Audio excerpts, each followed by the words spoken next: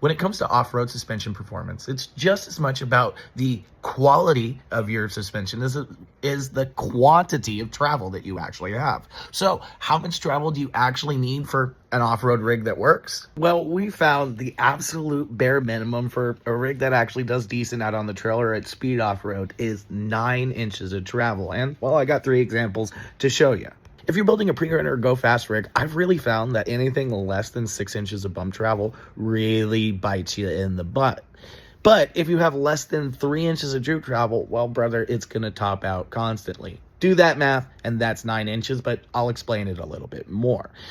I kind of find that once you start going under 6 inches of bump travel in the front, you end up not being able to run as tight of a rebound valving as you need. When you're going fast, you really kind of need the rebound in the front stiffer than oftentimes makes sense to get it to pack more and keep that front end up. If you don't have enough bump travel, rebound has to be a little bit looser so that the vehicle can recover faster, which can make it want to nosedive. Alternatively, in the rear, really, since you're on the throttle and sitting on that rear end, you need all the bump travel you can get. And well, if you have less than 6, it's going to be really prone to compression bucking a lot. So what ends up happening? Well, even more nosedive. But let's jump to the opposite side of the spectrum.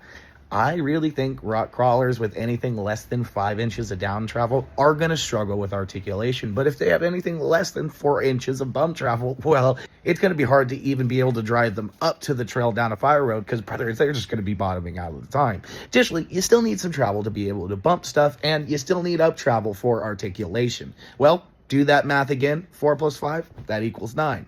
Obviously, most people aren't at the extremes of the spectrum, so talking about overlanders, maybe people who have to drive off-road for given activities, hunting, fishing, mountain biking, whatever, or might do some light trail driving in their daily driver, the in-betweeners, you're still going to want that 9 inches of travel if you can get it. You definitely don't want to be relegated to little more than walking pace when driving down a fire or forest or service road, and you definitely are going to want more than 4 inches of droop travel for at least a little bit of articulation and so you don't feel it top out all the time. And once again, well, that lands you at 9. So when you're upgrading your suspension and you want to optimize it for off-road use, well, brother, you want to set your expectations and your goals as well as your budget so that you can make sure you at least get 9 inches of travel. And well, brother, if it's not feasible to do within your budget, it might be time to look for another rig.